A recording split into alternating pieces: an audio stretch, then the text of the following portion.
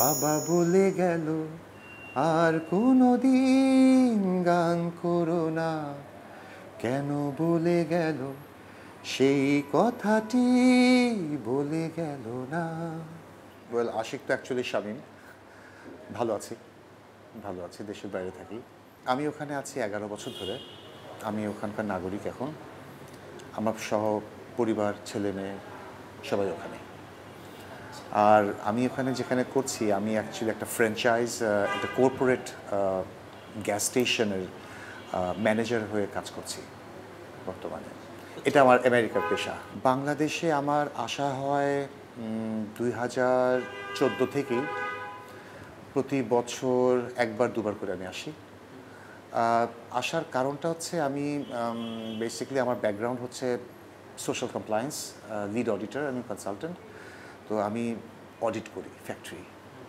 তো এই পারপাসে আমি আসা হয়। আমার শেষ ছবি হচ্ছে জানের বাজি, আওকাত হোসেন পরিচালিত ছবি।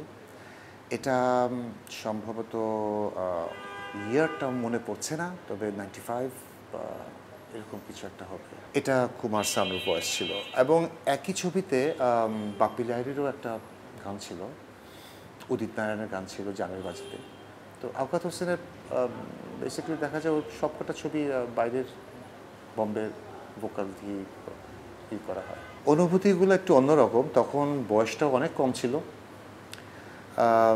গান শুনতাম এবং আমি যে এত বড় একজন গায়কের একটা লিপসিং দিচ্ছি খুব একটা ফিল করতে পারিনি ওই মুহূর্তে। বাট এটা আস্তে আস্তে রিয়েলাইজ করছি যে আসলে আমি সত্যি খুব একজন ভাগ্যবান, যে লাকি যে আমি এই অপরচুনিটিগুলো পেয়েছি।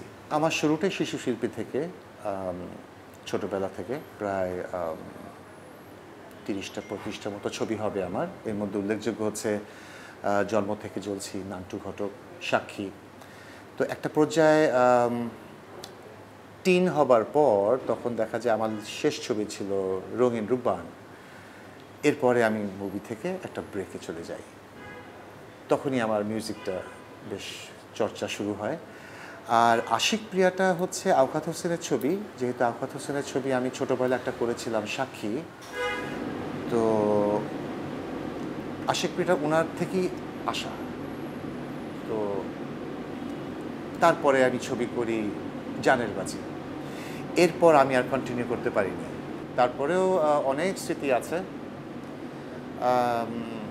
জানের বাজিটা পর যখন আশিক প্রিয়া করি তখন অ্যাকচুয়ালি আমার যত প্রিভিয়াস ছবিগুলো ছিল সেগুলার মনে হচ্ছিল যে আস্তে আস্তে যত দিন যাচ্ছে, যত বছর যাচ্ছে, মানুষ সেগুলোকে আরও বেশি করে স্মরণ করছে। তো ওই মুহূর্তে অত কিছু বুঝতাম না, বাট এখন অনেক রেসপন্স পাই। অনেকে দেখা করতে চায়, অনেকে জানতে চায়। আমাকে এটা খুব ইন্সপায়ার করে যে আসলে আমি কিছু ভালো কাজ হয়তো করতে পেরেছি। সবাইকে দিয়ে সব কিছু হয় না, যে এই কথাটা যেমন সত্য, হয়তো আমাকে ফিল্ম দিয়ে হয়তো আমার হয়তো আমি বেশিরভাগে আমি মিউজিকটাতেই আমি বেশি ছিলাম। আমার ইনভলভমেন্টটা বেশি সময় মিউজিকে গেছে। তো ফিল্মে আর কন্টিনিউ করা হয়নি। হতে পারে যে আমার the sky is the limit, so আমার লিমিটটা হয়তো অতটুকু পর্যন্তই হয়তো ছিল।